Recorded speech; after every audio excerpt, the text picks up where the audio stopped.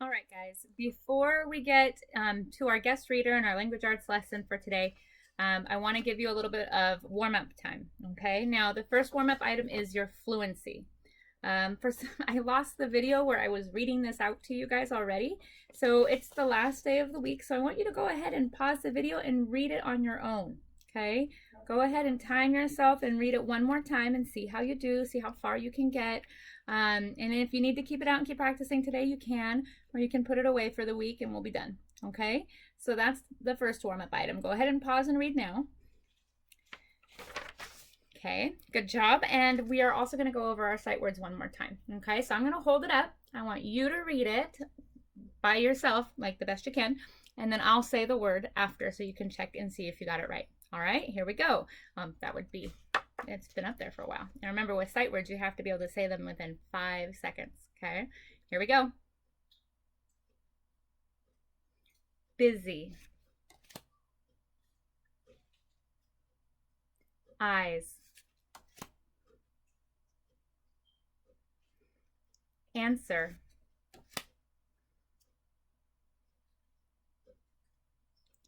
Door. Enough.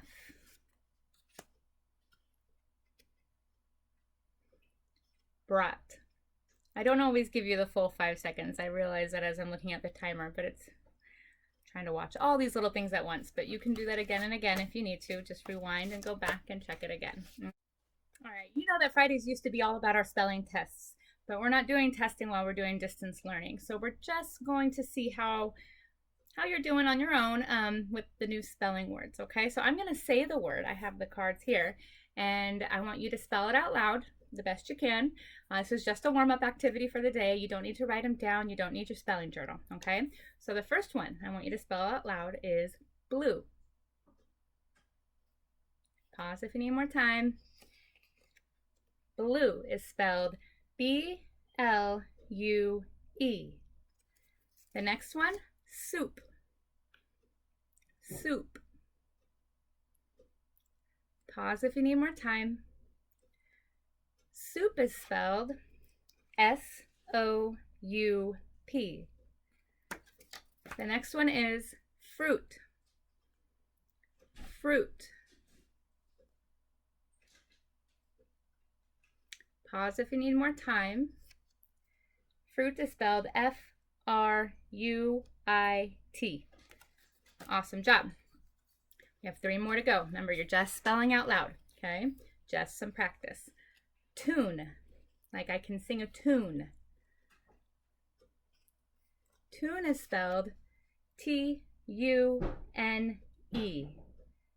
Very good. The next word is flew. Flew. The bird flew over my head. Flew is spelled F-L-E-W.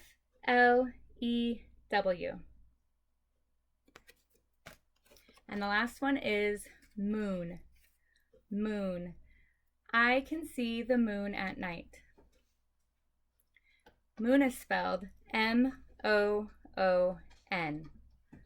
Awesome job, guys. All right, let's go ahead and get to our guest reader and our lesson, and we'll get through the rest of this work as quickly as we can today so that we can get to our STEM activity. Great job, guys. All right, guys, it's Friday, so we have a guest reader today. It's actually my Aunt Mary. She is reading Clack Moo to us, and we are going to be filling this out together after she reads all about that story. Okay, so be keeping this in mind, the title, character, setting, and again, we'll do it together, but keep it in mind as you listen to the story, and then we'll be ready. All right? Good morning, boys and girls. I'm here to share a book with you. It is called Click, Clack, Moo, Cows That Type. Farmer Brown has a problem. His cows like to type. All day long he hears click, clack, moo. Click, clack, moo. Clickety, clack, moo. At first he couldn't believe his ears. Cows that type? Impossible. Click, clack, moo. Click, clack, moo. Clickety, clack, moo. Then he couldn't believe his eyes. Dear Farmer Brown, the barn is very cold. At night, we'd like some electric blankets. Sincerely, the cows. It was bad enough the cows had found the old typewriter in the barn. Now they wanted electric blankets. No way, said Farmer Brown. No electric blankets. So the cows went on strike. They left a note on the barn door. Sorry, we're closed. No milk today. No milk today, cried Farmer Brown. In the background, he heard the cows busy at work. Click, clack, moo. Click, clack, moo. Clickety, clack, moo. The next day, he got another note. Dear Farmer Brown, the hens are cold too. They'd like electric blankets. Sincerely, the cows. The cows were growing impatient with the farmer. They left a new note on the barn door. Closed. No milk, no eggs. No eggs, cried Farmer Brown. In the background, he heard them. Click, clack, moo. Click, clack, moo. Clickety, clack, moo. Cows that type, hens on strike. Who ever heard of such a thing? How can I run a farm with no milk and no eggs? Farmer Brown was furious. Farmer Brown got out his own typewriter. Dear cows and hens, there will be no electric blankets. You are cows and hens. I demand milk and eggs. Sincerely, Farmer Brown. Duck was a neutral party, so he brought the ultimatum to the cows. The cows held an emergency meeting. All the animals gathered around the barn to snoop, but none of them could understand moo. All night long, Farmer Brown waited for an answer. Duck knocked on the door early the next morning. He handed Farmer Brown a note. Dear Farmer Brown, we will exchange our typewriter for electric blankets. Leave them outside the barn door and we will send Duck over with the typewriter. Sincerely, the cows. Farmer Brown decided this was a good deal. He left the blankets next to the barn door and waited for Duck to come with the typewriter. That next morning, he got a note. Dear Farmer Brown, the pond is quite boring. We'd like a diving board. Sincerely, the ducks. Click, clack, quack. Click, clack, quack. Clickety, clack, quack. That is the end of the story, boys and girls. Thank you. That is still just one of my favorite books. I think it is so funny when the ducks keep the typewriter and start demanding a diving board. So cute. So we're going to go ahead and work through this to make sure that we are remembering all about story elements. Story elements is just a fancy way of saying all the different parts of a story. Every book has a title. Every book has characters of some kind in there. Every book has a setting. Do you remember what the setting is? The setting is where the story takes place. Okay, I'm going to say that again. The setting is where the story takes place.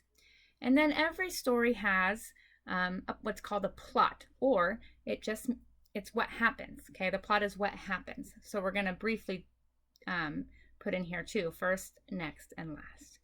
And then if you don't remember, make sure that you have an X on the back. We're not doing this side. Okay, so let's go ahead and get started. The title of the story is Click, Clack, Moo. Click, clack, moo. All right, click, clack, moo.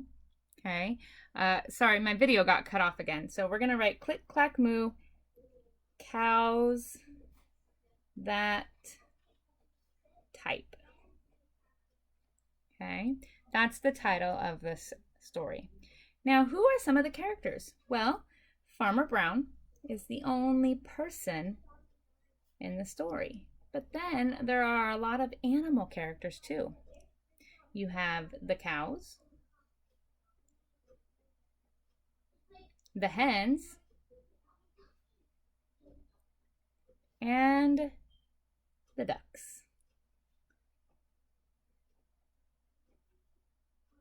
All right, wonderful job. If you write small enough, you could leave room for yourself to do a picture of each of these as well. Now the setting is where the story takes place. Where did this entire story happen? It happened on Farmer Brown's farm. So I'm going to put on the farm. Okay, and we have a big farm building here. Okay, you could even draw the back half of it if you want. Awesome job. All right, now we're going to move on to this part.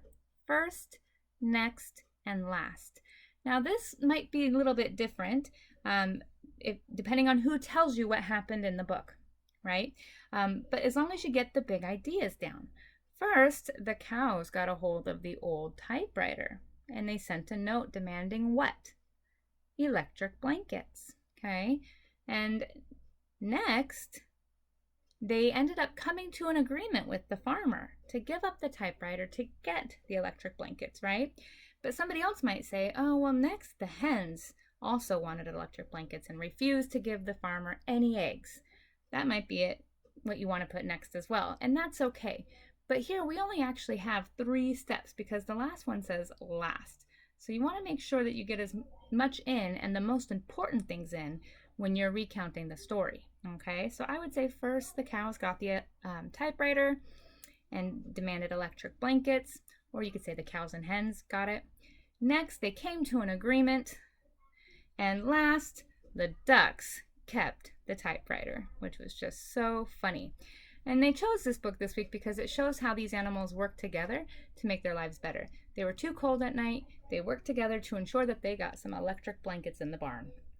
Okay, so for these ones down here, I want you to draw the pictures, okay? I'm not going to draw them all. I want you to. I will say again what happened in each one, though. So first, cows and hens have typewriter. You don't write this, guys. Don't write this. I'm writing it so that you can see and you can draw a picture on yours.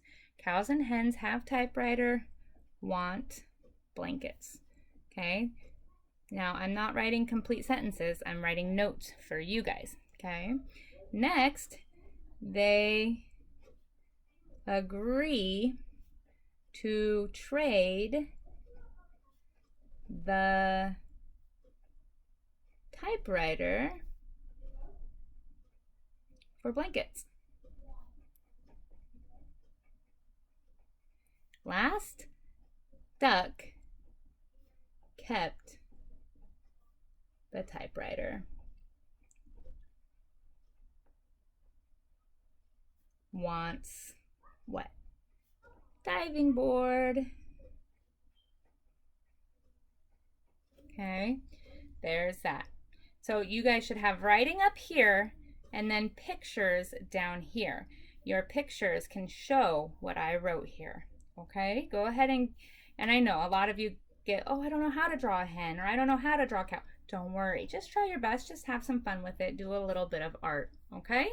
Awesome job. I hope you enjoyed having a guest reader. I always like to try and get you guys another face up here besides mine, just to hear a different voice occasionally. And so next week I'll choose somebody new to read a story to you guys for next Friday's story. When you're done with that, go ahead and get the other papers out that we still need to work on, and we'll move right along. All right, now we're gonna go over this paper together, front and back. All right, we'll do it together. It really shouldn't take long because on Friday we want to have a little less to do. And then you'll notice this is actually for math. I know I stapled it with all of the language arts stuff. So go ahead and just set that with your check my progress math sheet that we're going to be doing during math. All right, great job. All right, guys, let's go ahead and do this paper. The instructions say, read the word. Circle Circle the letters that make the sound you hear at the end of to. Then circle the picture that the word names. All right? So we have to circle letters in each word and then circle the picture that matches the word. Ready? R, oo, f, roof. The double O's make the oo sound, and this is a roof. All right, that was an example. I want you to do number 2, 3, 4, and 5 on your own, and then check your answers. So go ahead and pause the video now.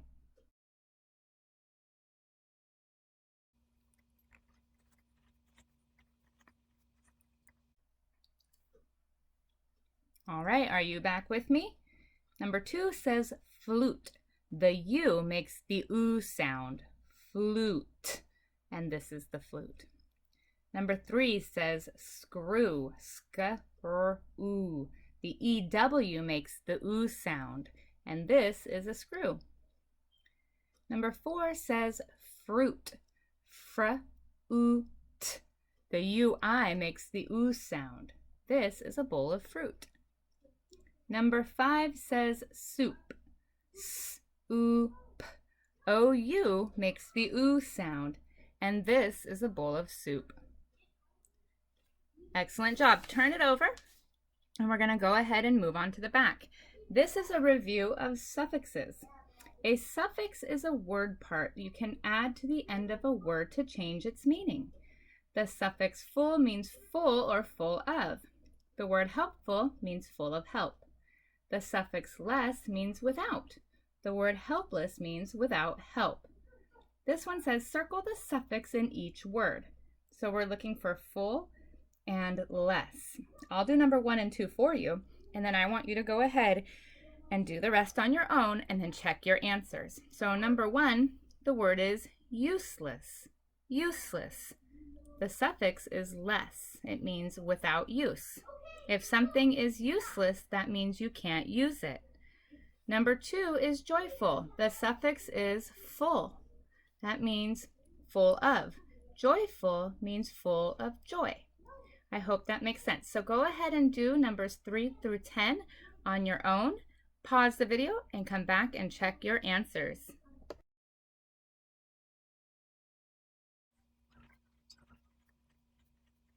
All right, I hope you finished that. Fearless, less is the suffix. Fearless means without fear. 4, painless. Less is the suffix. Painless means without pain. Number 5, hopeful. Full is the suffix. It means full of hope. 6, useful. Full is the suffix. It means full of use. And that just means it's something that is easy to use or something that you can use in a lot of ways. Okay. Senseless.